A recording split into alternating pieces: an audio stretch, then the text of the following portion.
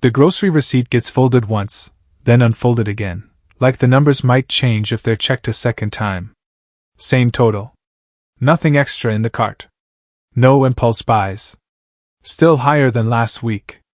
The card swipe goes through, but the pause afterward lasts longer than it should. There's this quiet sense that money didn't just leave. Time did too. Look, this shows up everywhere. At the gas station, where 10 minutes of driving eats $20. At the kitchen table, where bills get stacked by due date, not by importance. At work, where hours get traded for pay that disappears before the weekend hits. Teenagers see it in their first paycheck. Parents feel it in daycare costs. Older folks notice it when prices move but income doesn't. Different lives, same pressure. Here's the thing, it starts to feel normal after a while. Too normal. Money comes in, money goes out. Stress sits in the middle. People joke about it. Shrug it off. Say things like, "That's just how it is now." But every so often, there's a moment where it stops feeling like bad luck and starts feeling off. Like something invisible is setting the pace. Now, this is where it gets strange. Most money talk focuses on amounts. How much gets earned? How much gets spent? How much is left? But almost nobody talks about when. When money shows up. When it leaves. How long it stays still. That part stays quiet. Here's what most people don't realize. Money feels completely different depending on how much time is attached to it. Take $1,000. If rent isn't due for 3 weeks, that money feels calm. It can sit. It can wait. It creates options. But if rent is due in 3 days, that same 1,000 feels tight. It's already gone in the mind. Same money. Different timeline. Totally different experience. Think about a late fee. $35 because a payment cleared 1 day too late. That fee stings more than a bigger expense planned weeks ahead. Not because of the number. Because of the timing. No space to adjust. No time to breathe. It just lands.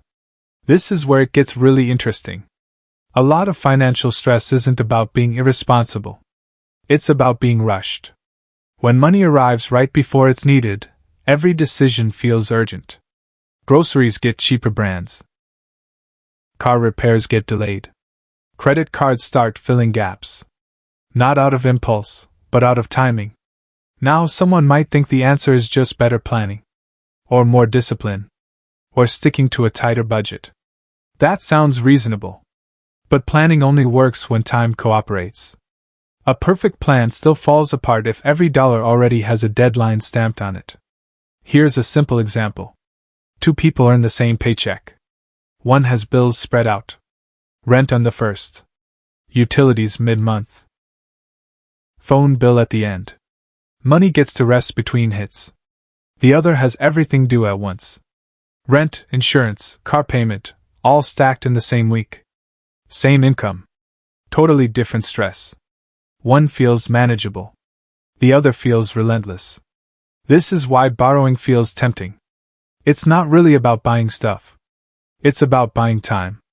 Swiping a card pushes the problem forward. It creates breathing room. For a while.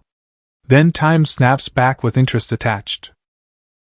Borrowed time always costs more later. Here's another quiet shift. When money moves fast, the brain switches modes. Decisions stop being thoughtful and start being defensive.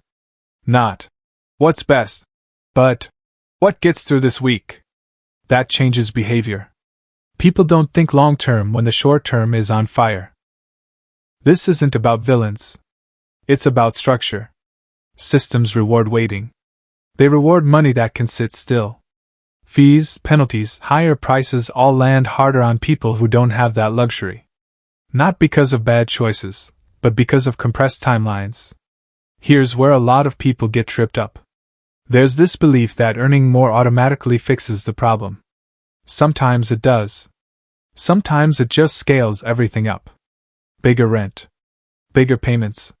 Same timing issue, just louder. More money doesn't always buy more time. The real divide isn't rich versus poor. It's rush versus unrushed. People with space between income and obligation experience money differently. Even small amounts feel useful. People without that space feel like money evaporates on contact. At the end of the month, the bank balance might look okay on paper. But the feeling tells a different story. Money that never gets to pause never feels like enough. It's always in motion. Always spoken for. Always racing the calendar. And that's the part that rarely gets explained. Not in charts. Not in advice. Not in percentages. Time is the quiet force shaping every money decision. When there's no room for it, stress fills the gap. And once that's noticed, the whole system starts to look different.